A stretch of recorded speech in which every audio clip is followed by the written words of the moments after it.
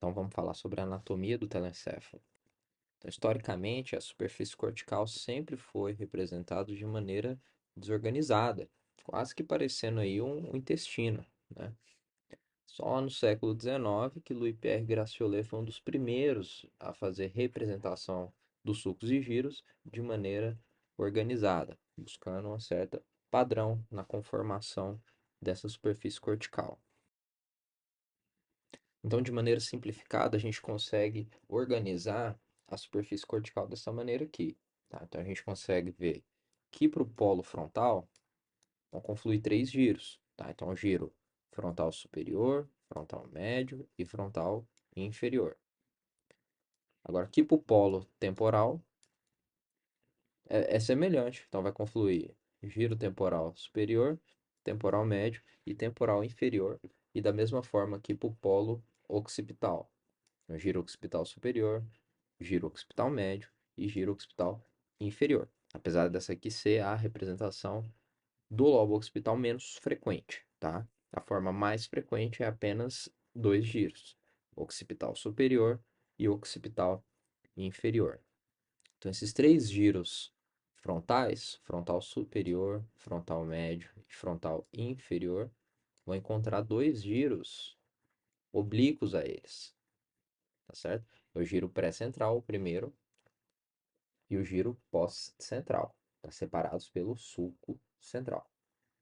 Agora, aqui no lobo parietal, a gente consegue observar o lóbulo parietal superior e o lóbulo parietal inferior, separados pelo sulco intraparietal. Então, aqui é o lóbulo parietal superior, sulco intraparietal, ou sulco de Turner, e aqui o lóbulo parietal inferior. O lóbulo parietal inferior, por sua vez, ele é formado por dois giros semicirculares. O primeiro aqui é o giro supramarginal e o segundo é o giro angular. Essa aqui é a representação bem simplificada, tá? Mas é um desenho muito bom. Então, vamos falar da superfície dorsolateral. A gente consegue observar que confluindo aqui para o polo frontal, a gente tem os três giros, que eu já tinha mencionado. Então, esse aqui é o polo frontal. E confluindo, a gente tem lá em cima o giro frontal superior, no meio o giro frontal médio, que pode ser formado por esse sistema de dois giros ou um giro único. E aqui embaixo a gente tem o giro frontal inferior.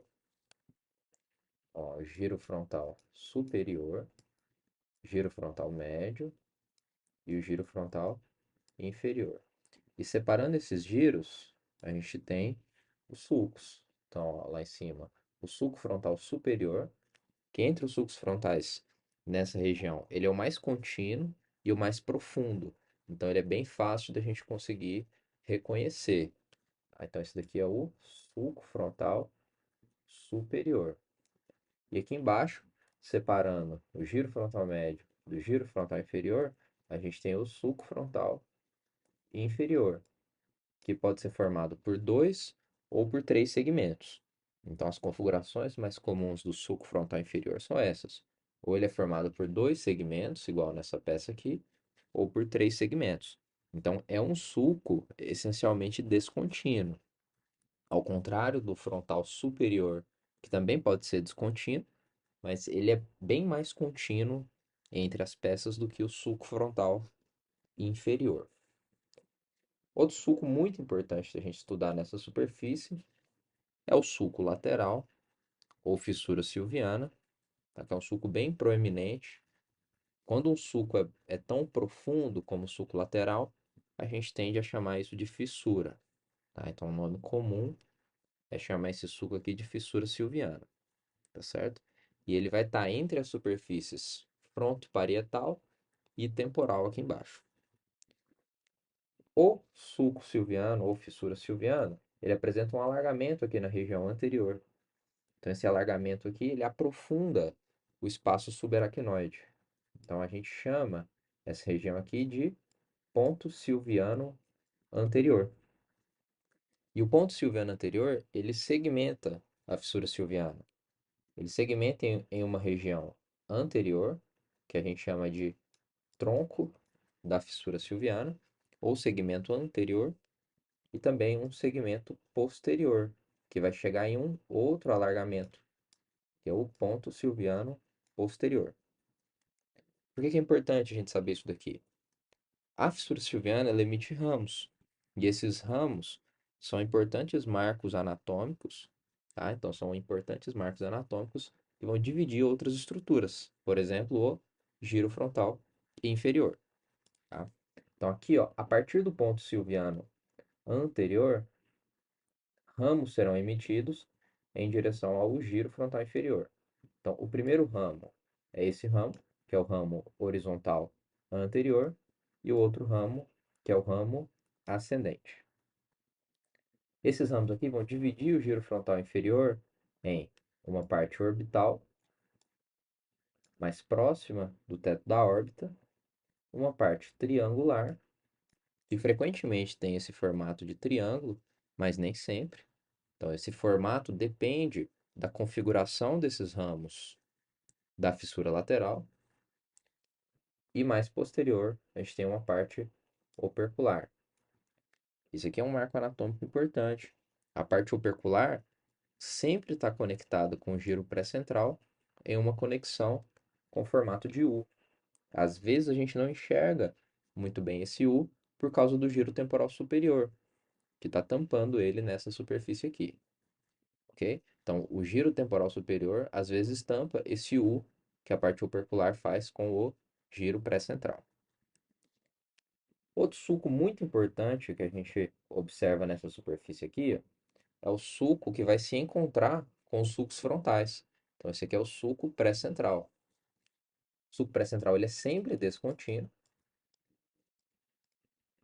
e ele vai cair dentro da parte opercular, tá? Então, ele recebe o sulco pré-central, ele recebe o sulco frontal superior, recebe o sulco frontal inferior e vai cair dentro desse U opercular, que é a conexão da parte opercular com o giro pré-central, tá certo? Então, esse aqui é o sulco pré-central. Ele é descontínuo em 100% dos indivíduos. Por que que ele é descontínuo? Porque os giros frontais precisam se conectar com o giro pré-central. Nos giros frontais, a gente tem a área motora secundária. A área motora secundária precisa estar aqui conectada com a área motora primária, não é isso? Então, aqui a gente consegue observar claramente uma conexão do giro frontal médio com o giro pré-central.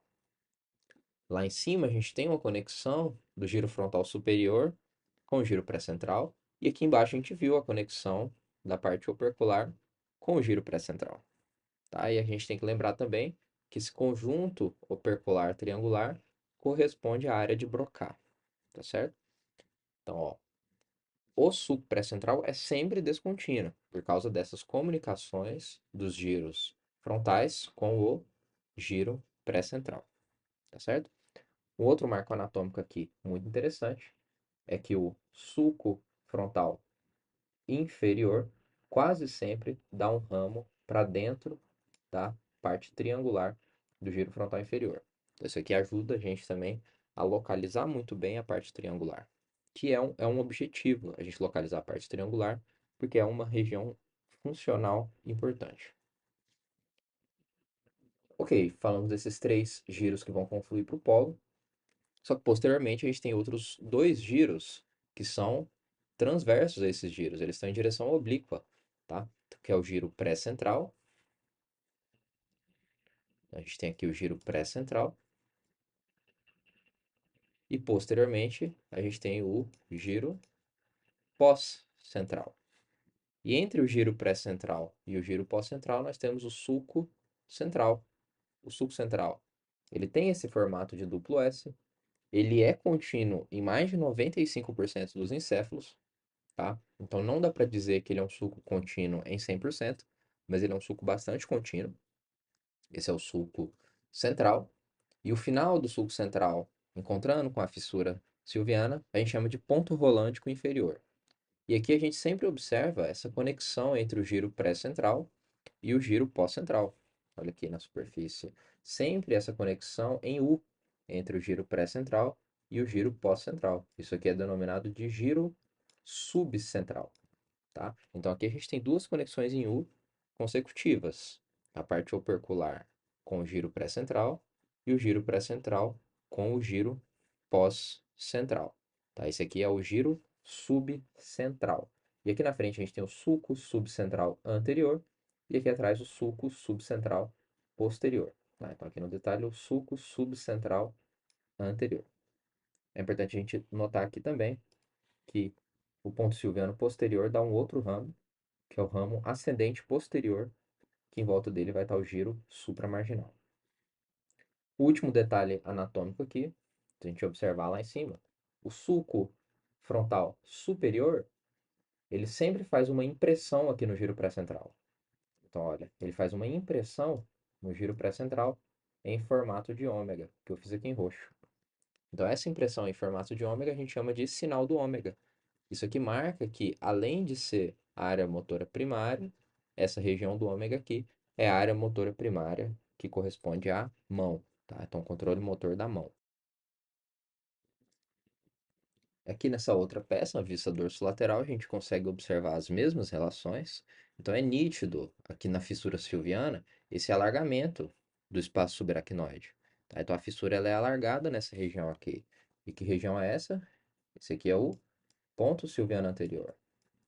Tá? Então, esse alargamento da fissura silviana aqui é o ponto silviano. E vocês lembram os ramos. O primeiro ramo é o ramo horizontal anterior e o outro é o ramo ascendente. Então, o ramo horizontal anterior e o ascendente vão isolar entre eles a parte triangular. Na frente, a gente tem a parte orbital, atrás, a gente tem a parte opercular. Ok? Então, parte orbital, triangular, opercular. E aqui a gente olha nitidamente um ramo do sulco frontal inferior caindo dentro da parte triangular. Então, esse aqui é um marco anatômico. Esse aqui é conhecido como sulco triangular. Então, esse marco anatômico é importante para dar um pouco mais de confiança que a gente está na parte triangular. A gente observa aqui também a conexão da parte opercular com o giro pré-central. Então, essa conexão em U, que recebe em seu interior o sulco pré-central. Posteriormente, a gente tem também essa conexão em U do giro pré-central com o giro pós-central, como eu já tinha mencionado. Esse aqui é o giro subcentral. Então, a gente tem duas conexões em U consecutivas. E aqui a gente ainda observa o sulco subcentral anterior e o sulco subcentral posterior, tá? Que vai delimitar essa região do giro pré-central e o giro pós-central. E a gente ainda observa aqui o ramo ascendente posterior da fissura silviana, que vai cair dentro do giro supramarginal, tá? Então, essas aqui são as principais relações que a gente precisa estudar conhecendo a fissura silviana. E essa mesma relação anatômica a gente encontra aqui na imagem. Então, essa é uma ressonância em T1, em que a gente consegue observar que o sulco frontal superior, que é o mais profundo, como eu já havia mencionado, ele faz essa impressão em ômega no giro pré-central. Então, aqui marcando a área motora da mão, sinal do ômega. Nessa outra ressonância, a gente também consegue ver esse mesmo aspecto que a gente estudou nesta região frontoparietal. Aqui, ó, a gente consegue ver o ponto silviano anterior, o ramo horizontal anterior, o ramo ascendente e a parte posterior com o ramo ascendente posterior aqui atrás. Tá? A gente consegue notar aqui também o ramo do sulco frontal inferior dentro da parte triangular. E a gente também consegue estudar aqui a conexão da parte opercular com a parte pré-central, essa conexão em formato de U. E também a gente consegue ver essa outra conexão em formato de U, que é o giro subcentral. E eles vão receber seu interior. A parte opercular aqui recebe o sulco pré-central e o giro subcentral recebe aqui o sulco central. Então, para recapitular aqui, a gente encontrou o giro pré-central, a gente encontrou o giro pós-central. E entre eles uma conexão que corresponde ao giro subcentral.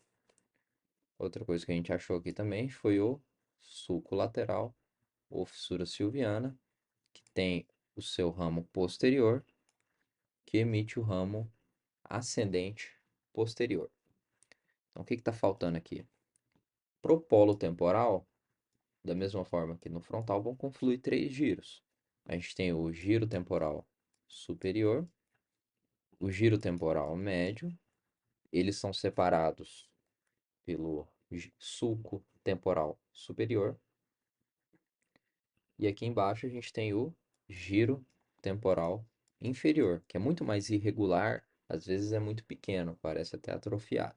Tá? E separando o giro frontal médio, temporal médio, do giro temporal inferior, a gente tem o sulco temporal inferior, que também é um sulco bastante descontínuo, bastante irregular. Agora, lá na superfície parietal, a gente precisa falar desse sulco que passa atrás desse giro aqui, ó. Esse aqui é o giro pós-central, e passando atrás do giro pós-central, a gente tem o sulco pós-central. Então, esse aqui é o sulco pós-central, frequentemente descontínuo também. Então, é o sulco que passa logo atrás do giro pós-central. E tem um outro sulco muito importante, que é esse sulco aqui, ó, que vai estar dividindo o lobo parietal. Então, ele vai dividir o lobo parietal no meio, em dois. O lóbulo parietal superior acima e o lóbulo parietal inferior abaixo. Tá? Então, esse aqui é o sulco intraparietal ou sulco de Turner, para quem gosta de epônimo. Então, ele vai dividir o lobo parietal em lóbulo parietal superior e lóbulo parietal inferior abaixo. Sendo que o lóbulo parietal inferior é dividido em dois também. Tá? O mais da frente é o giro supramarginal e esse de trás o giro angular. Então, como é que a gente acha precisamente esses giros? Uma das referências é a gente seguir aqui, ó, o sulco temporal superior. O sulco temporal superior, ele sempre acaba num ponto que se ramifica, às vezes em dois ramos, às vezes em três ramos. O primeiro ramo, frequentemente, separa o giro supramarginal do giro angular. Tá? Então, esse daqui, ó, é o giro supramarginal. Então, o primeiro ramo do sulco temporal superior vai separar na frente o giro supramarginal e atrás o giro angular. E o segundo ramo do sulco temporal superior, cai no meio do giro angular. Então, esse daqui é o giro angular. Perfeito? Então, essa daqui é uma das referências que dá para a gente usar para a gente poder localizar com precisão giro supramarginal e angular. Então, ó, outra referência que dá para a gente usar é o sulco lateral, ou fissura silviana. Então, a fissura silviana emite esse ramo ascendente posterior.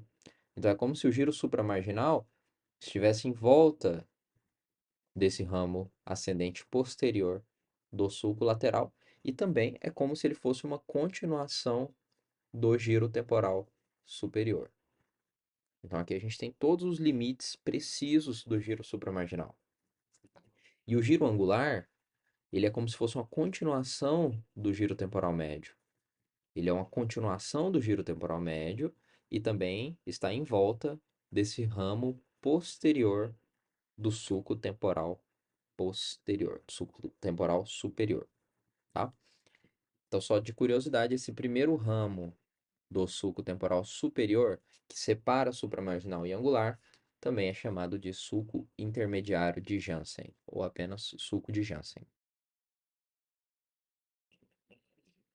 Nessa peça aqui, a gente consegue observar também esse alargamento na fissura silviana, ramo horizontal, ramo ascendente, separando parte triangular, orbital e opercular. Então, para a gente fixar essa anatomia, é bastante repetição, tá?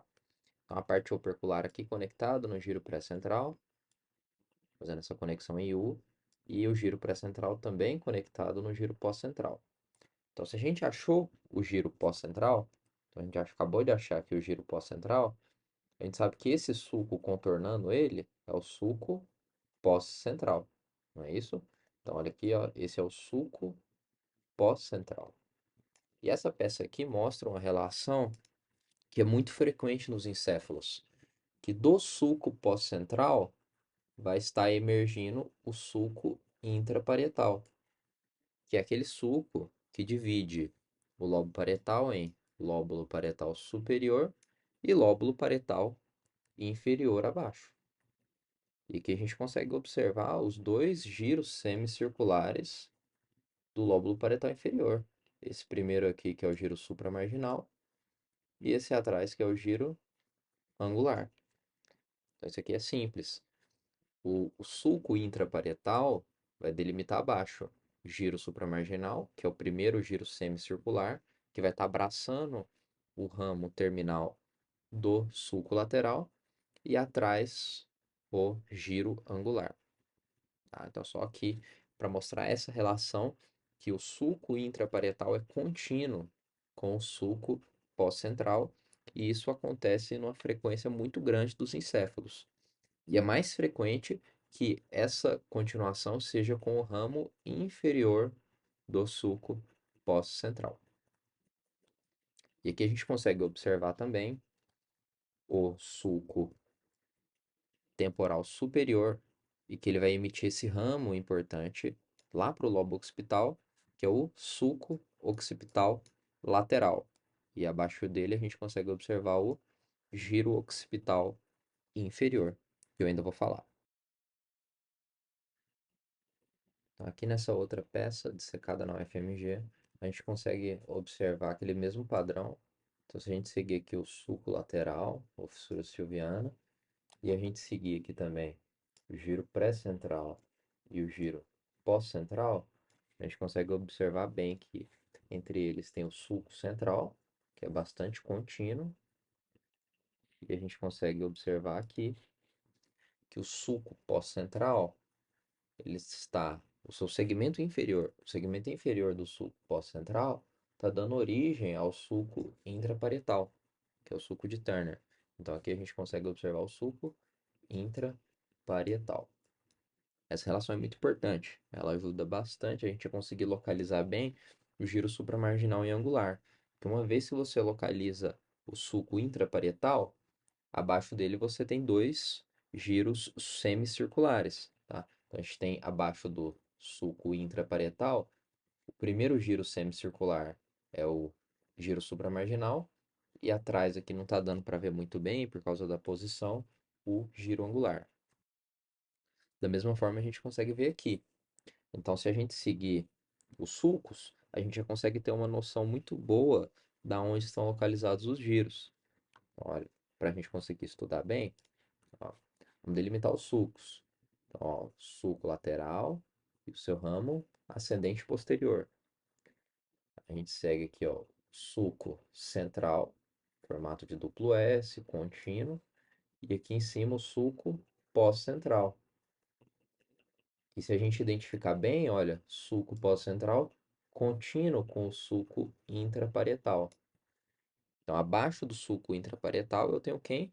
Giro supramarginal e angular. Olha aqui, ó, saindo do polo temporal, sulco temporal superior, que está emitindo alguns ramos. Então, ó, o sulco temporal superior emite esse primeiro ramo e ele está emitindo esse ramo aqui para baixo e descontínuo aqui, mas tem esse outro ramo. Daqui a gente já consegue ter uma noção boa dos giros, não é isso?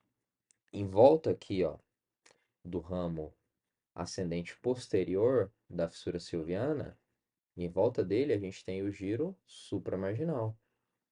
E em volta desse segundo segmento aqui do sulco temporal superior, a gente tem o giro angular. E ambos abaixo do sulco de Turner, sulco intraparietal. E aqui um ramo do sulco temporal superior que está fazendo a divisão entre os giros supramarginal e angular, que é o nosso sulco de Jansen, ou sulco intermediário. Então, essa é uma outra bela dissecação também feita na UFMG, só para localização. Isso aqui é o giro frontal inferior. Aqui a gente vê a parte triangular, a parte opercular e aqui o giro subcentral, que está conectando o giro pré-central e giro pós-central. Olha que interessante. Aquela comunicação do giro frontal médio para dentro do giro pré-central. Isso é coisa que só de bater o olho a gente consegue observar. Aqui a gente também consegue ver com tranquilidade o sulco central, bastante contínuo, não é isso? E atrás a gente consegue ver o sulco pós-central, descontínuo nesse segmento aqui e segue lá para baixo. E aqui aquela mesma relação que a gente já tinha visto. O sulco intraparietal aqui, contínuo com o segmento inferior do sulco pós-central. E nesse tipo de dissecação a gente consegue ver uma das coisas mais interessantes, né? Que são as relações dos sulcos e giros com os pontos craniométricos. O que que a gente consegue ver aqui? Essa é a sutura escamosa. O ponto mais anterior da sutura escamosa, o ponto mais anterior da sutura escamosa está correlacionado com o giro subcentral. Esse ponto do giro subcentral aqui é denominado de ponto rolândico inferior, porque o sulco central também pode ser chamado de sulco de Rolando. Mas o que isso significa? Que o ponto mais anterior da sutura escamosa está correlacionado com o giro subcentral. Na superfície medial, a gente começa a observar os giros que ficam em volta do corpo caloso. Então, aqui a gente tem o rosto do corpo caloso, o joelho do corpo caloso, o tronco e o esplênio do corpo caloso. Então, essa porção de giro que está em volta do corpo caloso, a gente chama de giro do cíngulo. Esse aqui é o giro do cíngulo. E o giro do cíngulo, ele contorna o corpo caloso, quando ele chega na região posterior, ele vai se afinando, até ele se juntar com o giro parahipocampal. E esse afinamento aqui do giro do cíngulo, a gente chama de istmo. Então, esse aqui é o istmo do giro do cíngulo. É essa região afinada do giro do cíngulo que vai se unir com o giro lingual para formar o giro parahipocampal. Acima do giro do cíngulo, a gente tem o sulco do cíngulo. Então, contornando o giro do cíngulo, a gente tem o sulco do cíngulo. Então, olha que o sulco do cíngulo, quando ele chega nessa região mais posterior, ele emite dois ramos. Ele emite esse primeiro ramo, que é o ramo paracentral, e esse segundo ramo, que é o ramo marginal. Tá? Esses ramos são importantes porque eles vão delimitar um lobo, tá? Que é o lobo paracentral. E por que que o lobo paracentral é importante? Porque ele contém o giro pré-central, mais anterior, e o giro pós-central, mais posteriormente. E aqui a gente tem uma impressão do sulco central. Então, ele é importante para quando a gente está estudando neuroanatomia, para a gente ter certeza que a gente encontrou o giro pré e pós. A gente pode usar essa referência, lobo paracentral, para ter certeza que a gente encontrou eles. E na frente do lobo paracentral, a gente tem o giro que a gente já viu na vista dorsolateral, que é o giro frontal superior. Quando a gente se aproxima dessa região mais basal, a gente tem alguns conceitos aqui que são um pouco mais difíceis e que tem uma certa variação na literatura. Então, o que que a gente encontra aqui? A gente encontra essa primeira porção de giro aqui, que chama giro reto. Essa primeira porção de giro chama giro reto. Dentro do giro reto, ele recebe um sulco, que é o sulco rostral. Então, aqui de azul escuro, o sulco rostral. Algumas fontes colocam como sulco rostral inferior. Tá? Então, aqui o que que a gente tem? Giro reto, sulco rostral e acima aqui, giro do cíngulo. Então, esse aqui de azul é o sulco do símbolo, tá certo? Nessa região mais próxima aqui do corpo caloso, a gente tem essa estrutura, que é o polo do símbolo. E atrás do polo do símbolo, a gente tem um sulco. Esse daqui é o sulco para olfatório anterior. Então, aqui de verde, sulco para olfatório anterior. E posteriormente a ele, a gente tem esse giro, que é o giro para olfatório, tá certo? Então, ó, polo do símbolo, sulco para olfatório anterior, giro para olfatório e posteriormente ao giro para olfatório, a gente tem essa porção de córtex mais esbranquiçada, que fica na frente da lâmina terminal, abaixo do rostro do corpo caloso. Então, essa porção de córtex a gente chama de giro paraterminal. Que a gente vai ver, faz amplas conexões com o sistema límbico. E aqui que está localizada a área septal. A gente também observa aqui na vista medial que atrás desse ramo aqui, ó, que é o ramo marginal, a gente tem essa porção de lobo parietal. E atrás dessa porção de lobo parietal, a gente tem um sulco que é bastante fundo. E ele é contínuo em 100% das pessoas. Esse sulco ele separa acima o lobo parietal e abaixo o lobo occipital. Então, na vista medial é muito simples separar parietal de occipital. É só a gente procurar esse sulco. É um sulco bastante profundo e ele está presente em todos os indivíduos e ele é contínuo em 100% dos indivíduos. É o sulco parieto occipital. Se unindo ao sulco parieto occipital, eu tenho esse outro sulco, é um sulco também profundo e também muito importante. Esse é o sulco calcarino.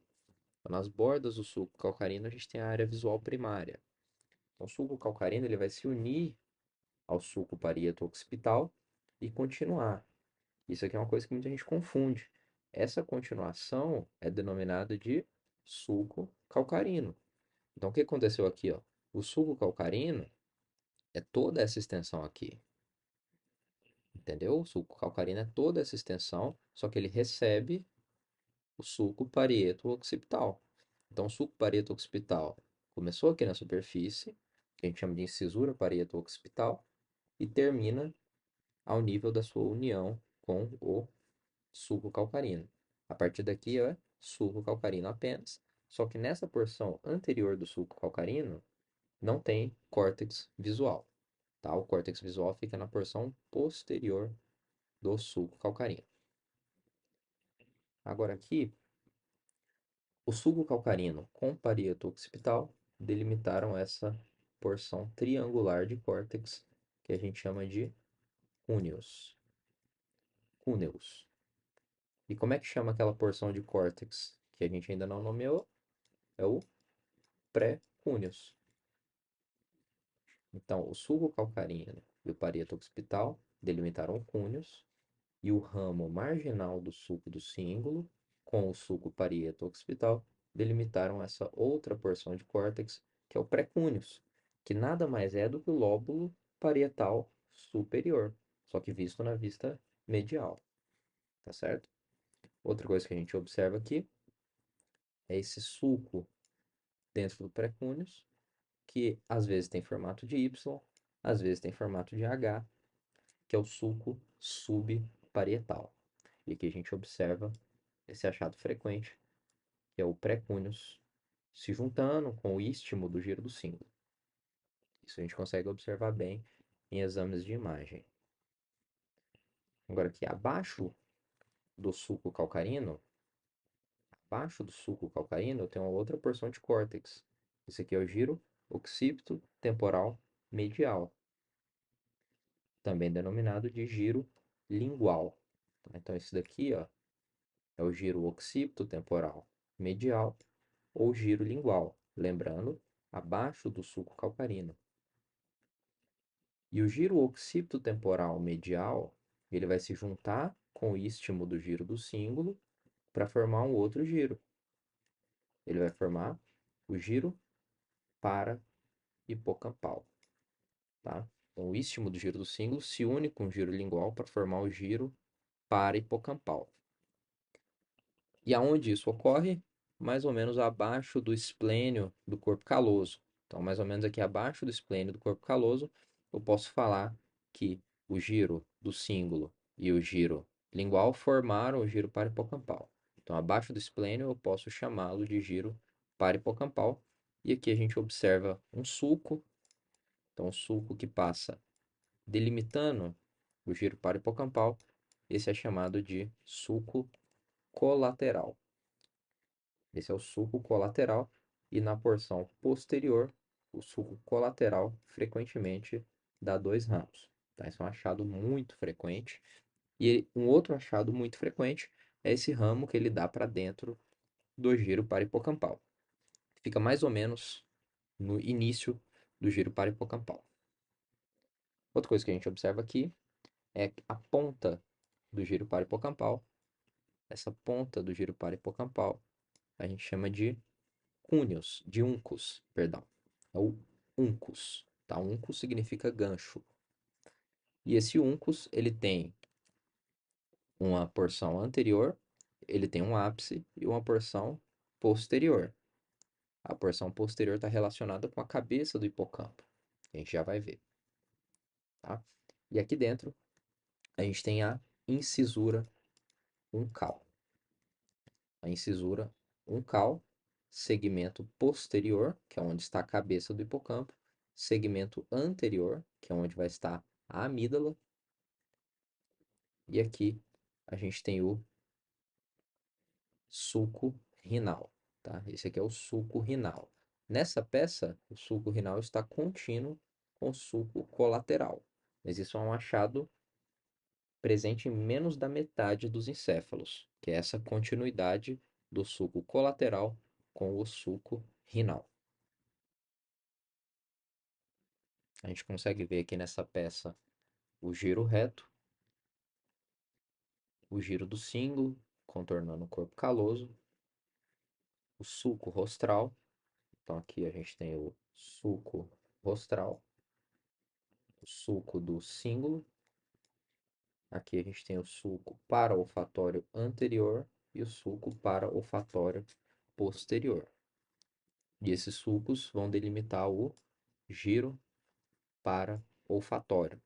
E posteriormente ao sulco para-olfatório posterior, a gente tem essa região aqui, que é a região do giro paraterminal. Lembrando, o giro paraterminal fica logo abaixo do rosto do corpo caloso e logo na frente da lâmina terminal, também na frente da comissura anterior.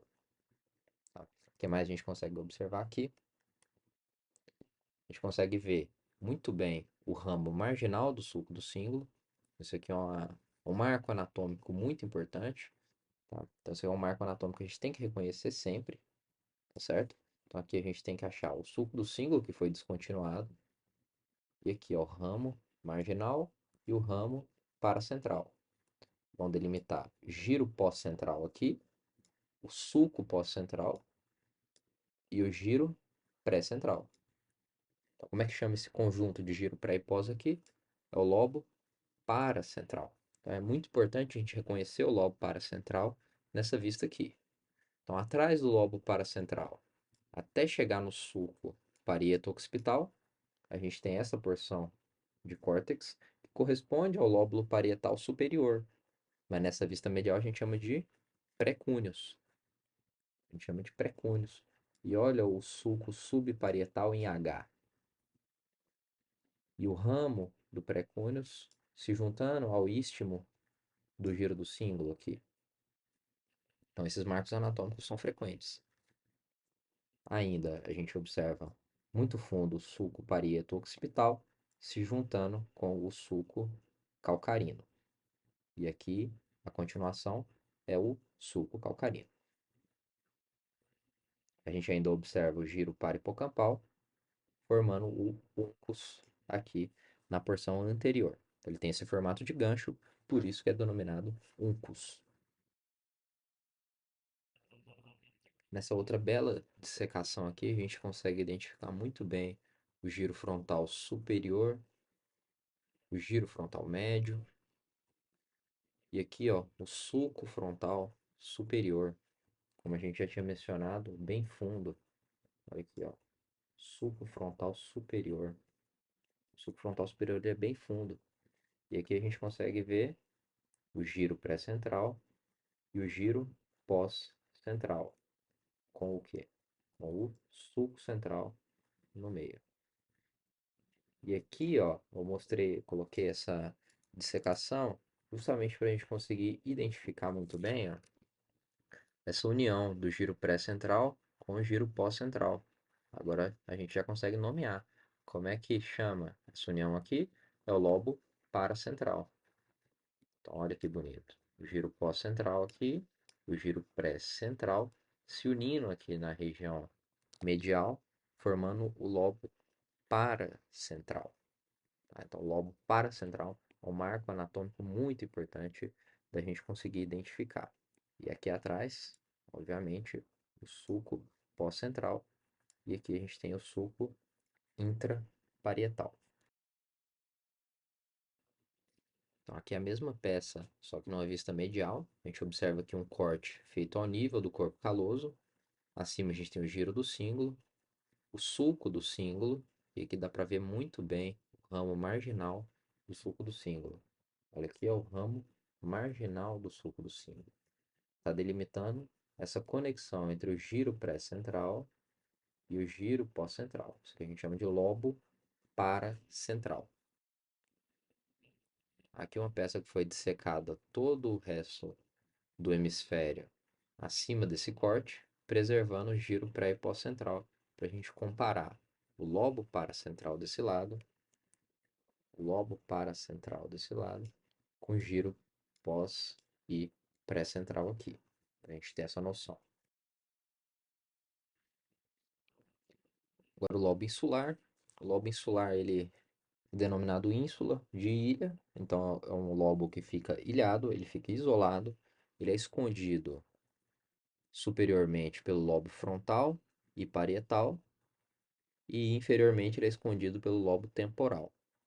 Então, por isso que essa porção do lobo fronto-parietal mais inferior e da região temporal mais superior a gente chama de opérculo.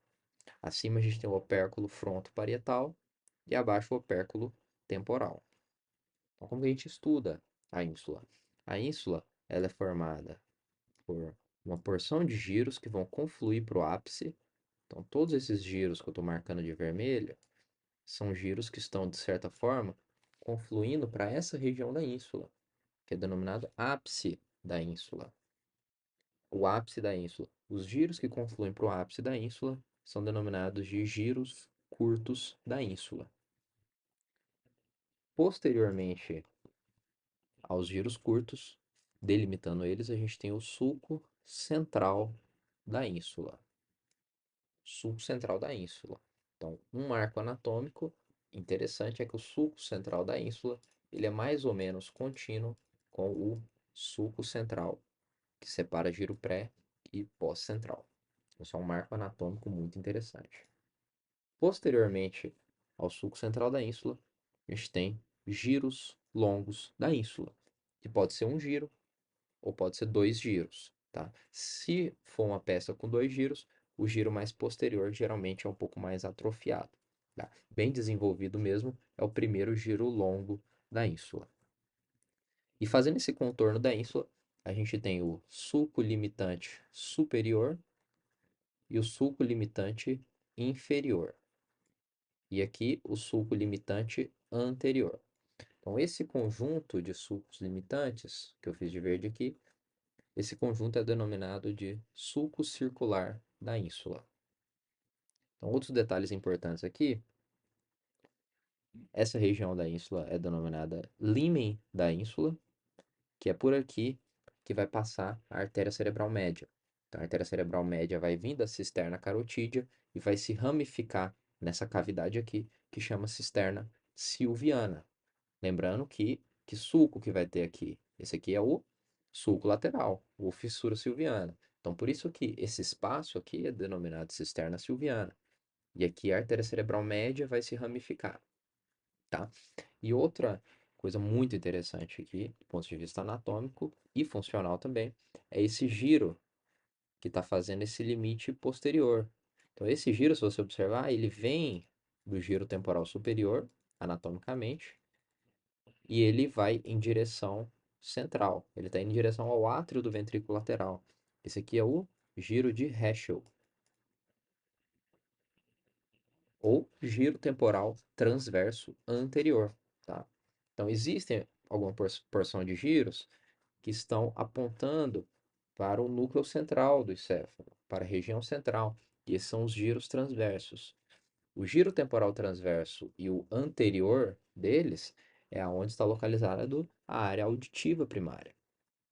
É possível a gente ter mais de um giro temporal transverso, mas a área auditiva primária está localizada apenas no giro temporal transverso anterior. Então, só mais um detalhe, a gente tem um outro giro aqui, que é bem mais difícil de ver nessa vista, mas é o giro insular transverso. Nessa peça aqui a gente consegue observar giro curto da ínsula, então são os giros curtos da ínsula, giro longo da ínsula posteriormente, e separando eles a gente tem o sulco central da ínsula. Giro curto, então giros curtos da ínsula, giro longo da ínsula, e separando eles a gente tem o sulco central da ínsula. Fazendo um limite posterior anatômico aqui, a gente tem esse giro, que é o giro temporal transverso anterior, tá? Que é o giro de Heschel. Isso aqui é um limite anatômico. Quem realmente faz o limite posterior do lobo insular é esse sulco, que é o sulco limitante inferior da ínsula. Da mesma forma que aqui na frente a gente tem o sulco limitante anterior. Então, ó, sulco limitante anterior, sulco limitante posterior. E por cima a gente tem o sulco limitante superior. Então eles vão fazer o famoso sulco circular da ínsula. E aqui a gente consegue observar esse aspecto de cisterna aqui do lobo insular, não é? Então, porque se vocês lembrarem, aqui é a região do sulco lateral, é a região da fissura silviana. E sempre que a gente tem esse alargamento, aprofundamento do espaço subaracnoide, a gente chama de cisterna, tá certo? Então essa é a cisterna silviana. Essa bela dissecação a gente consegue identificar também aqui o núcleo caudado, a sua relação com a ínsula, tá certo? Então, o núcleo caudado. Aqui a gente fez um corte no corpo caloso para poder verificar as estruturas do ventrículo lateral. Então, o que que a gente observa bem aqui de dentro do ventrículo lateral? Tem um plexo coroide saindo lá do corno temporal do ventrículo lateral. Medialmente aqui a gente tem o fórnix. Aqui o septo pelúcido. E aqui, lateralmente ao plexo coroide, a gente observa bem o tálamo. Tá? Aqui, ó, o fórnix e o tálamo lateralmente. Aqui nessa outra peça a gente consegue observar bem também os giros curtos da ínsula confluindo para o polo. Então, essa relação anatômica aqui, ó, dos giros curtos da ínsula confluindo para o polo. Aqui na ponta da seta, a gente consegue ver o giro transverso da ínsula, que vai em direção ao polo orbital, ao polo frontal. A gente observa aqui o giro longo da ínsula e o sulco central no meio deles.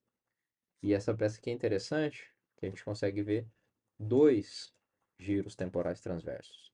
Então, a gente tem o giro temporal transverso anterior e o giro temporal transverso posterior. Lembrando que o giro de Heschel, que é a região da área auditiva primária, fica apenas no giro temporal transverso anterior. Tá? Então é só para mostrar que é possível ter mais de um giro temporal transverso. O que mais a gente consegue ver aqui? A cabeça do núcleo caudado, tá? Esse aqui é um corte mais baixo do que aquela outra peça. Então, esse aqui é a cabeça do núcleo caudado. Aqui o núcleo lentiforme. Então, aqui a gente vê o putamen. Entre eles, a gente tem a cápsula interna. A cápsula interna aqui, ela está sendo furada em vários pontos, justamente por essa conexão entre o caudado e o putamen. Por isso que a gente chama esse conjunto aqui de estriado. Então, aqui a gente tem a porção anterior, o joelho, e a porção posterior da cápsula interna. Aqui, ó, na ponta da seta, dá para a gente identificar a cauda do núcleo caudado. Então, essa aqui é a cabeça do núcleo caudado, ele vai contornar o tálamo no ventrículo lateral, e aqui a gente observa bem a cauda do núcleo caudado. Posteriormente, aqui a gente tem o esplênio, fazendo esse limite posterior ao esplênio do corpo caloso, e aqui de cima o tronco e o joelho do corpo caloso. E essas fibras aqui do corpo caloso formando o famoso fórceps menor. Nessa outra peça aqui, a gente consegue identificar muito bem o que é o opérculo frontoparietal. Então, ó, aqui no hemisfério esquerdo é um corte um pouco mais alto que no direito. E a gente observa essa fina porção de córtex frontoparietal aqui, tampando a ínsula. Então, se a gente só remove isso daqui cuidadosamente com um bisturi, passando no sulco circular superior, a gente consegue acessar essa cavidade e mostra muito bem esse aspecto cisternal da fissura silviana. Vamos falar da superfície basal. O que a gente consegue observar aqui? É muito nítido a gente ver essa porção de giro separado por esse sulco aqui. Isso daqui é o istmo do giro do símbolo, como a gente já tinha conversado, e separando o istmo do giro do símbolo, a gente tem o sulco calcarino, tá? Então esse aqui é o sulco calcarino. Inferiormente ao sulco calcarino, a gente tem o giro occipito temporal medial, que é toda essa porção de giro aqui, ó. É o giro occipito temporal medial, e eles vão se encontrar e formar o giro paripocampal. E como é que é o nome desse segmento mais anterior de giro paripocampal? Isso daqui é o uncus, que tem seu segmento anterior, aqui que foi cortado para a gente conseguir expor a substância perfurada anterior nessa peça. A gente tem o segmento posterior também do uncus. Então aqui, ó, contornando o giro paripocampal, a gente tem o sulco colateral, que vai se unir aqui nessa peça com o sulco rinal. Essa aqui é uma conformação menos frequente dos encéfalos, tá? Isso aqui ocorre em menos da metade dos encéfalos, que é essa continuação do sulco rinal aqui em cima com o sulco colateral aqui embaixo. Agora, uma outra coisa que é muito frequente é esse final do sulco colateral se bifurcando. Isso aqui a gente vê na grande maioria das peças. E outro marco anatômico aqui é esse ramo do sulco colateral para dentro do giro paripocampal, tá? Então, o sulco colateral ele emite ramos também em direção, aqui a gente vê mais de um ramo, em direção ao giro paripocampal. Esse outro sulco aqui que a gente já tinha mencionado é o sulco calcarino, tá certo? Então, o sulco calcarino, o sulco colateral, contínuo com o sulco rinal. O sulco rinal é esse que delimita o uncus, e aqui a porção dele ramificada, tá? Então, tudo isso aqui, ó, em volta dessa ramificação do sulco colateral, isso aqui é o giro occipito temporal medial ou giro lingual, como a gente gosta de chamar, tá? E ele é contínuo aqui, próximo do polo occipital, ele é contínuo com o giro occipital inferior, assim como o giro temporal inferior. Agora, mais lateralmente ao sulco colateral, a gente observa esse outro sulco, tá? Esse aqui é o sulco occipito temporal. É um sulco muito mais irregular, muito mais fragmentado, mais difícil da gente ter precisão anatômica dele. Então, é esse sulco aqui, ó, é o sulco occipito temporal. Por que que ele é um sulco importante? Porque entre o sulco occipito temporal e o sulco colateral, a gente tem o giro occipito temporal lateral ou giro fusiforme, tá?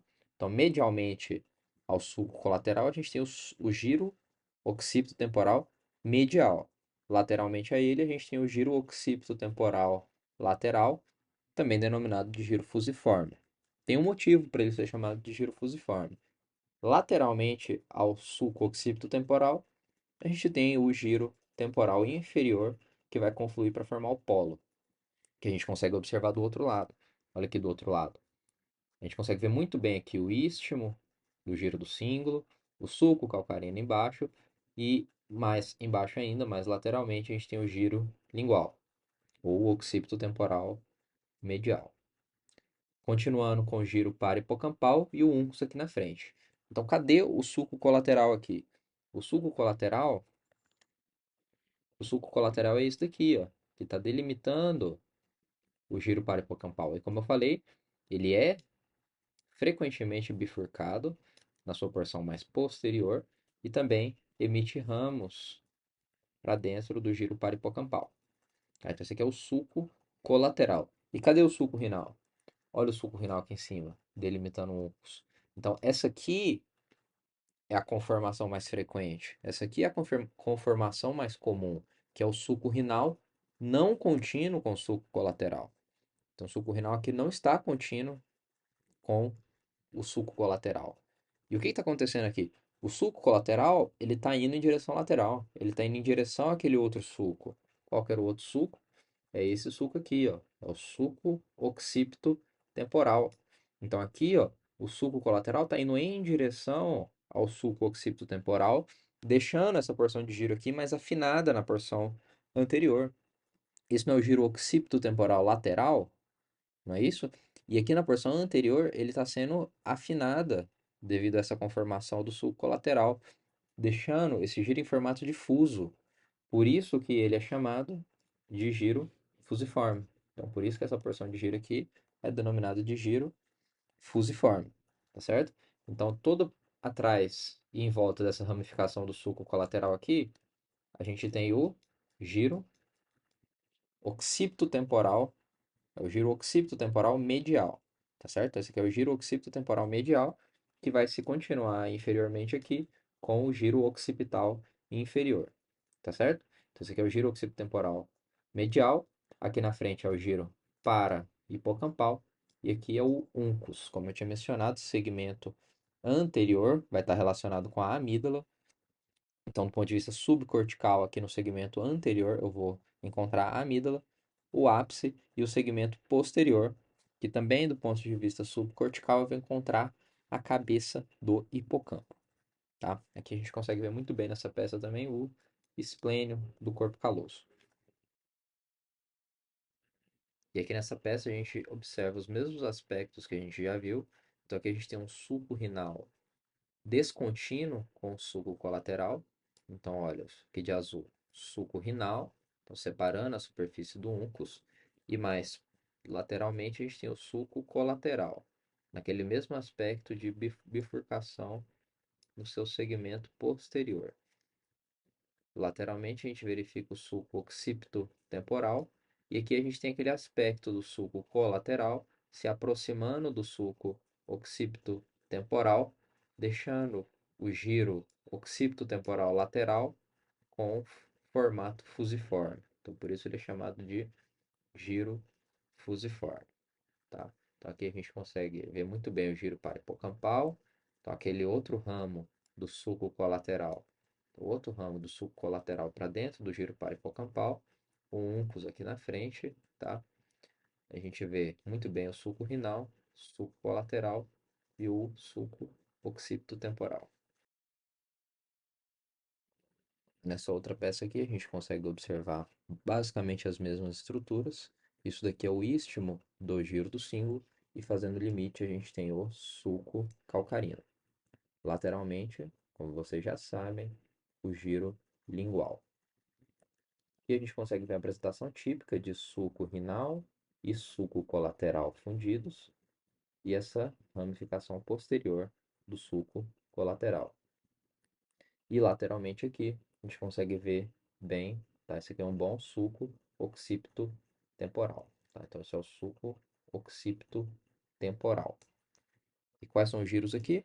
A gente observa o giro lingual, como eu acabei de mencionar, o giro fusiforme, aqui na frente, giro para hipocampal, e aqui o uncus, que é a ponta do giro para hipocampal, e aqui a gente consegue observar a incisura uncal, tá? Que é como se fosse esse sulco raso na superfície do uncus.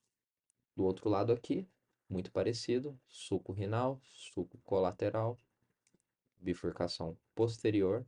Lateralmente a gente tem o sulco occipito temporal, e aqui o suco calcarino, delimitando o giro lingual e istmo do giro do símbolo. Aqui a gente ainda consegue observar muito bem o esplênio do corpo caloso.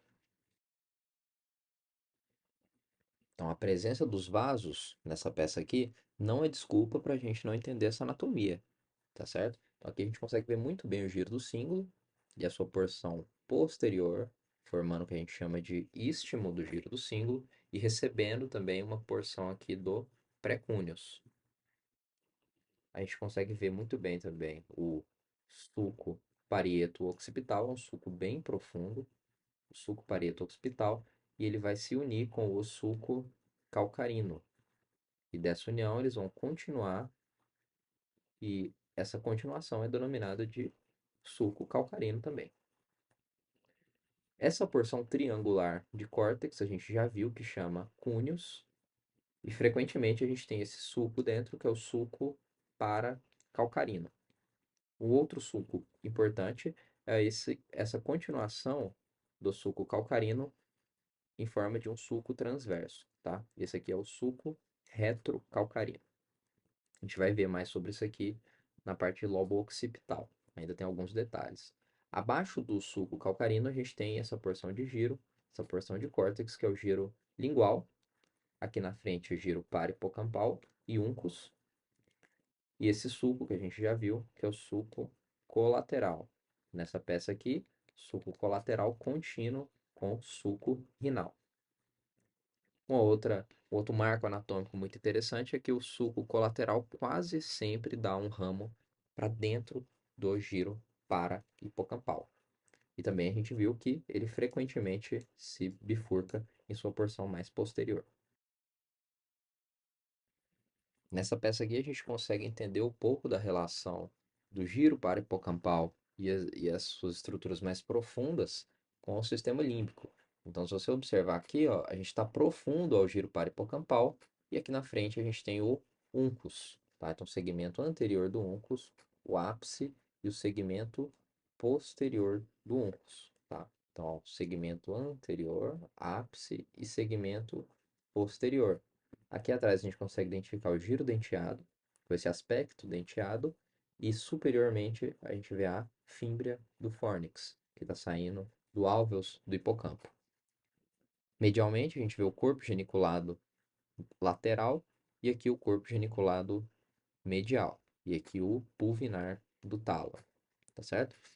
Se eu remover uma pequena camada da porção posterior do uncus, a gente identifica melhor a superfície cortical dessa região posterior, tá certo? Ó, uma camada que foi removida e eu consigo estudar melhor a porção posterior do uncus e eu vejo que ela é formada por três pequenos giros.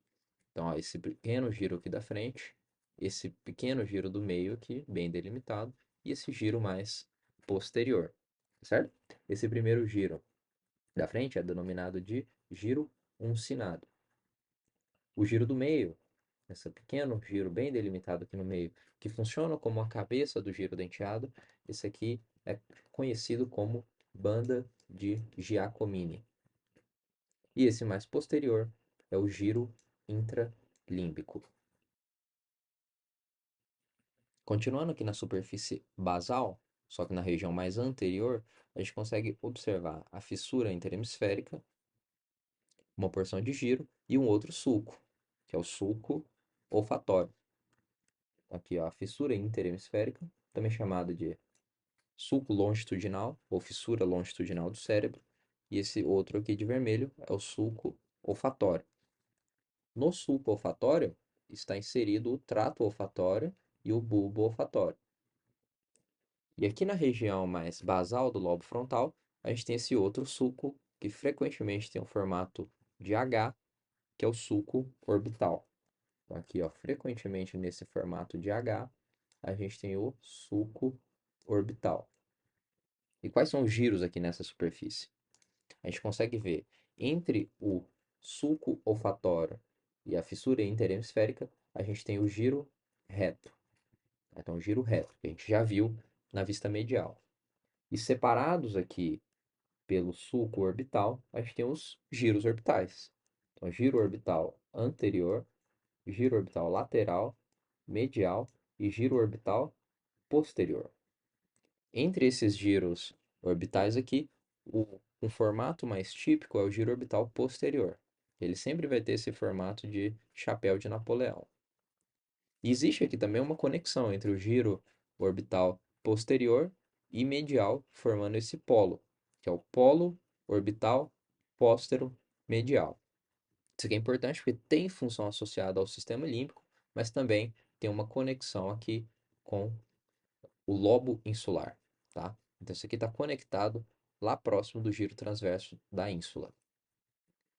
Agora aqui no detalhe a gente consegue ver o trato olfatório aqui embaixo formando o trígono olfatório. Então, ó, trato olfatório formando o trígono olfatório. Do trígono olfatório vai sair uma estria olfatória lateral e uma estria olfatória medial. E logo abaixo, o que a gente consegue observar aqui? Essa região, que é a substância perfurada anterior, tá? Então essa é uma região muito importante de ramificação de vasos, tá? Então os vasos que vão sair da artéria cerebral média e da artéria cerebral anterior vão emitir ramos em direção à substância perfurada anterior. E entre eles, o mais importante talvez, a artéria lentículo estriada, e a gente tem a artéria recorrente de Roebner também. Outra coisa que a gente consegue observar aqui nessa superfície são essas fibras que vão sair da porção anterior do uncus. Então, essas fibras vão sair próximas à amígdala e também da amígdala, formando essa conexão aqui, ó, que vai passar próximo do quiasma óptico. Essa conexão vai em direção ao giro paraterminal, tá? Então, é essa conexão aqui. Isso aqui é denominado de banda diagonal de Broca. Então, como eu já tinha mencionado, o sulco calcarino é um sulco muito profundo. Por ser um sulco profundo, ele deixa uma impressão dentro do ventrículo lateral. E essa impressão é o que a gente chama de calcar aves, tá? Então, aqui, esse é o sulco calcarino, isso aqui é um corte coronal, ele deixa essa impressão dentro do ventrículo lateral. Isso aqui é o calcar aves. Cuidado para não confundir com essa outra impressão dentro do ventrículo lateral, que chama bulbo. O bulbo é formado por fibras do corpo caloso, especificamente as fibras que vão formar o fórceps maior. E aqui nessa outra peça, a gente também consegue identificar, isso aqui é um corte mostrando a porção posterior do ventrículo lateral, e aqui a gente vê muito bem o calcar aves, acima o bulbo. Aqui a gente vê uma outra formação, que é o trígono colateral, e aqui a gente consegue identificar muito bem o fórnix saindo lá do corno temporal e subindo para contornar o tálamo.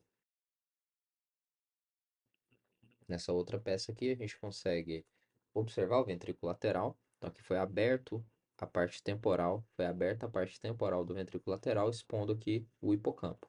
O hipocampo indo formar o fórnix, aqui a gente observa um pouco de plexo coroide. E aqui na região posterior, a gente consegue ver o calcar aves, tá? Então, isso aqui é o calcar aves. E aqui, o trígono colateral, e aqui na frente a eminência colateral. Então vamos estudar especificamente a anatomia do lobo occipital. Como que a gente delimita o lobo occipital na vista medial? Primeiro a gente segue esse sulco, que a gente já explorou bastante, que é o sulco parieto-occipital. Então esse aqui é o sulco parieto-occipital. Essa porção mais anterior aqui é o sulco calcarino. E a gente traça outra linha imaginária do esplênio do corpo caloso até a incisura pré-occipital. Então a incisura pré-occipital é essa região de maior curvatura aqui. Então, o encontro dessa linha com o sulco parieto occipital delimita posteriormente o lobo occipital. Na vista dorsolateral não é tão simples dividir o lobo occipital. A gente precisa de algumas linhas imaginárias também. Então, a gente usa esse ponto de maior curvatura aqui, que é a incisura pré-occipital, e a gente usa a impressão do sulco parieto occipital nessa vista, que não está dando para ver. Você precisa de uma vista mais medial. Então, a gente usa a impressão do sulco parieto occipital e traça essa linha imaginária dessa impressão até a incisura pré-occipital, Então aqui a gente fica com o lobo occipital na vista dorsolateral. Então, olhando para essa peça, a gente consegue estudar o lobo occipital na vista posterior, em que a gente consegue enxergar aqui atrás o polo occipital. O que a gente consegue usar de referência aqui? A fissura longitudinal. A gente consegue uma referência muito boa aqui também com o lobo paracentral. Isso aqui a gente já estudou. Então, olha aqui, ó, o giro pré-central, lobo paracentral e o giro pós-central. Tá? Então, vindo aqui mais para posterior, a gente consegue observar o lóbulo parietal superior. Olha desse lado aqui, ó, o lóbulo parietal superior. O lóbulo parietal superior está fazendo uma conexão para dentro do giro pós-central. Isso aqui a gente já tinha estudado, não é isso? Então aqui, ó, o lóbulo parietal superior fazendo uma conexão com o giro pós-central, tá? E contornando posteriormente o giro pós-central, a gente tem o sulco pós-central, que é descontínuo na maioria das pessoas. Desse sulco pós-central, vai sair um outro sulco. Na maioria dos casos, sai do sulco pós-central esse sulco aqui, que é o sulco intraparietal, tá? Então, ele aqui é o sulco pós-central lá em cima, passando atrás do giro pós-central, e aqui o sulco intraparietal, que a gente já estudou bastante. Então, esse é o sulco intraparietal, tá? O que mais a gente consegue usar de referência aqui? Então, esse aqui, ó, essa fissura aqui é a impressão do sulco parieto-occipital. Lembra do sulco parieto-occipital que a gente viu na vista medial? Então, essa aqui é a impressão posterior na vista dorsolateral dele, tá? Então, isso aqui é a incisura parieto-occipital. A gente sempre enxerga a incisura parieto-occipital. Isso aqui é um marco anatômico muito importante, porque ele faz o limite anterior do lobo occipital aqui, tá certo? E em volta da incisura parieto-occipital, a gente sempre tem essa porção de giro que contorna a incisura. Esse é o arco parieto-occipital de Gratiolet, tá certo? Esse aqui é o arco parieto-occipital, que fica em volta da incisura parieto-occipital. O que mais a gente tem que observar aqui? Partindo do sulco intraparietal, quando ele atravessa o limite da incisura parieto-occipital, ou seja, ele invade o lobo occipital, ele passa a ser chamado de sulco intraoccipital. Então, esse é o sulco intraoccipital. E o sulco intraoccipital, na grande maioria das vezes, vai se encontrar com esse outro sulco, que é o sulco occipital transverso. Tá? Então, a gente teve o sulco intraoccipital e o sulco occipital transverso. Perfeito?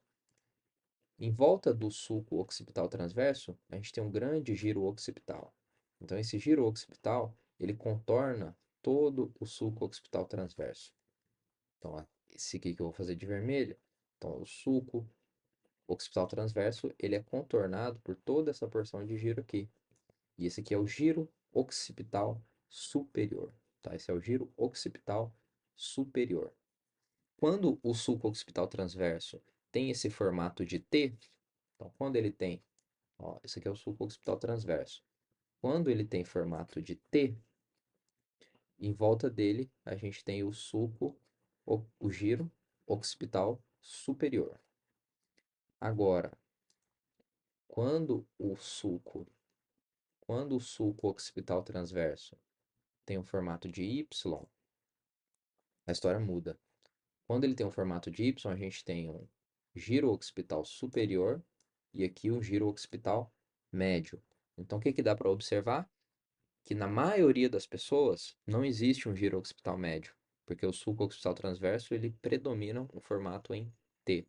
Então, a gente só tem um giro occipital superior e o giro occipital inferior, que vai estar logo aqui embaixo.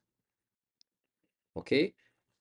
Quando que aparece um giro occipital médio? Apenas quando o sulco occipital transverso tem um formato de Y. E aqui a gente consegue também observar o sulco occipital lateral, aqui de azul, e abaixo do sulco occipital lateral, a gente tem o giro occipital inferior. Nessa peça aqui, a gente consegue observar que próximo do polo temporal vai ter aqui o sulco temporal superior, que todos conhecem, e esse ponto temporal aqui ele vai se ramificar. Então, um dos ramos do sulco temporal superior também vai em direção ao lobo occipital. E esse é o que a gente chama de sulco occipital lateral. Abaixo do sulco occipital lateral, a gente sempre vai ter o giro occipital inferior. Então, abaixo do sulco occipital lateral, que geralmente é um ramo do sulco temporal superior, a gente vai ter o giro occipital inferior. Nessa peça aqui, a gente também consegue observar o sulco intraparietal caindo dentro do lobo occipital. Aqui ele passa a ser chamado de sulco intraoccipital. Tá? Então, o sulco intraparietal passa a ser o sulco intraoccipital e ele também encontra o sulco occipital transverso. Então, esse aqui é o sulco occipital transverso. E em volta do sulco occipital transverso, a gente tem o giro occipital superior. Agora, a anatomia do lobo occipital nessa vista já foi bastante explorada. Então, a gente tem o sulco intraparietal, o sulco calcarino. A gente tem outros sulcos acessórios, que são menos importantes, como o sulco paracalcarino. E aqui é o cúneus. Tá? Então, esse lobo triangular é o cúneus. O sulco calcarino também pode se ramificar no sulco retrocalcarino. E a gente observa aqui que em volta do sulco retrocalcarino sobrou uma conexão entre o cúneus e o giro lingual. E essa conexão aqui é chamada de giro occipital descendente de Ecker, tá? Então, giro occipital descendente de Ecker, ou apenas giro de Ecker, é esse giro que serve como se fosse uma continuação do cúneus com o giro lingual. Isso aqui tem uma importância funcional muito grande, tá? Porque se vocês se lembrarem, o sulco calcarino é a região da área visual. Só que quanto mais anterior no sulco calcarino, mais periférico é na retina. Então quer dizer o quê? Que próximo ao giro de Ecker, eu tenho a representação da visão macular, que é onde eu tenho a maior acuidade visual. Nessa outra peça, a gente consegue observar um sulco que tem uma importância filogenética muito grande, mas que não é presente em todos os seres humanos. Então, aqui a gente vê muito bem o sulco intraparietal, continuando com o sulco intraoccipital. Aqui foi colocado um barbante azul justamente para delimitar a região da incisura pré-occipital até a incisura parieto-occipital. Então, tudo aqui para trás é o lobo occipital. Quando o sulco intraparietal cruza essa linha imaginária, a gente começa a falar no sulco intraoccipital. Atravessando ele, a gente tem o sulco occipital transverso, e em volta do sulco occipital transverso, quando ele tem nesse formato mais próximo de T do que de Y, a gente tem o giro occipital superior. O outro sulco aqui, ó, que pode ser contínuo com o sulco temporal superior ou inferior, esse aqui é o sulco occipital lateral, tá? Então, olha aqui o sulco occipital lateral. Perceba que aqui na superfície occipital a gente tem esse outro sulco que eu estou fazendo de vermelho. Então, ele é um sulco profundo, tem uma tendência a ser verticalizado, tá? Então, esse aqui é o sulco semilunar. Então, é um sulco muito importante filogeneticamente, mas que no ser humano não é presente em todos os encéfalos, tá? Então, esse aqui é o sulco semilunar. E aqui a gente vai observar a mesma coisa, que contínuo aqui, ó. Se você observar o sulco occipital lateral, então você segue o sulco occipital lateral e você percebe um outro sulco quase que transverso a ele, que tem essa tendência a se verticalizar em alguns dos seus pontos. É um sulco profundo. Então, esse aqui é o sulco semilunar, tá? Aqui a gente tem o sulco occipital lateral. Então, esse é o sulco occipital lateral. E lá em cima a gente tem o sulco occipital, sulco intraoccipital, que vai chegar no sulco occipital transverso. Aqui com o formato de Y. Então, se ele tem um formato de Y, se o sulco occipital transverso tem formato de Y, aqui a gente tem o giro occipital superior e aqui o giro occipital médio. E abaixo do sulco occipital lateral, a gente tem o giro occipital inferior. E aqui só para mostrar que o sulco semilunar, apesar de ser um sulco muito conhecido devido à sua importância evolutiva, o sulco semilunar tende a estar presente em apenas 25% dos encéfalos humanos. Então vamos falar da anatomia do lobo límbico. O lobo límbico ele se rearranja em estruturas com o giro do cíngulo e o giro paripocampal. Então, externamente, esse é o lobo límbico, é esse conjunto de giro do cíngulo e giro paripocampal. Aqui a gente consegue identificar a incisura uncal e lá dentro o giro denteado. Agora, aproximando um pouco, a gente consegue ver muito bem, com detalhes, o giro paripocampal e seus componentes do uncus. Aqui a gente vê o giro denteado, com esse aspecto realmente denteado. Então, fibras da formação hipocampal, que inclui o hipocampo e o giro denteado, vão passar ou anteriormente ao esplênio, que aqui a gente consegue ver a fímbria. A fímbria vai formar o pilar do fórnix, que vai formar o corpo do fórnix e depois formar a parede do forame interventricular, tá? Então, e quem que forma a fímbria? É o alvéolo do hipocampo. Então, só a substância branca externa do hipocampo vai formar a fímbria. E essas outras fibras que estão passando aqui, ó, posterior, que são fibras que vieram do giro denteado, vão formar essa estrutura aqui, ó, vai passar posterior ao esplênio do corpo caloso. Então, é essa região aqui, ó. Isso aqui é denominado de giro fasciolar ou giro de Redsus, tá? Então, aqui a gente consegue ver no detalhe o giro paripocampal e essa superfície superior do giro paripocampal, que serve como limite inferior do hipocampo e giro denteado. Então, essa superfície aqui a gente chama de subículum. No contexto do lobo límbico, é importante a gente estudar o giro paripocampal, especificamente o uncus. Então, aqui no segmento anterior do uncus, a gente tem essa impressão que é deixada pela tenda do cerebelo. Então, essa aqui é a impressão da incisura da tenda. A gente tem o ápice do uncus e o segmento posterior.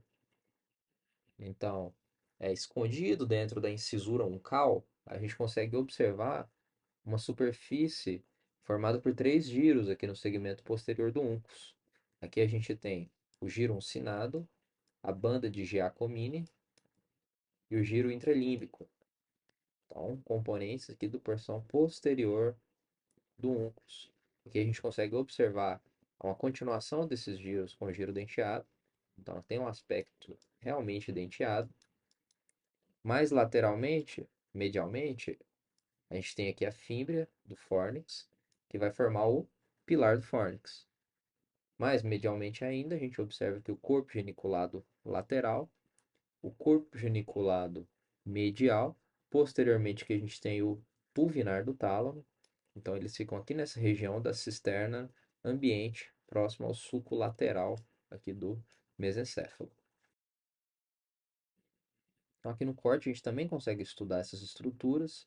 A gente vê muito bem aqui a superfície do giro parahipocampal, sendo delimitado por esse sulco, que é o sulco colateral. A gente já estudou, o sulco colateral ele isola o giro parahipocampal. Então, continuo com o giro parahipocampal.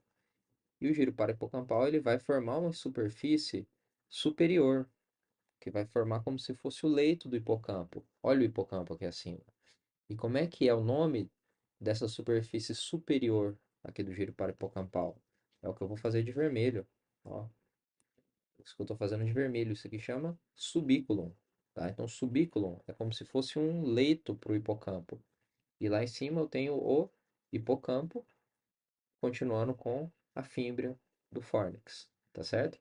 Então, é sulco colateral delimitando o giro parahipocampal. Aqui em cima, o giro parahipocampal forma o subículum. E o subículum superiormente a ele, a gente vai observar o hipocampo e o fórnix. Aqui de dentro, mais lateralmente ao hipocampo, na região que a gente chama de sulco hipocampal, a gente começa a observar o giro denteado. Aqui é uma bela dissecação do lobo temporal e que eu consigo observar o ventrículo lateral aberto. Aqui a gente tem o hipocampo, a fímbria, que vai formar o pilar do fórnix.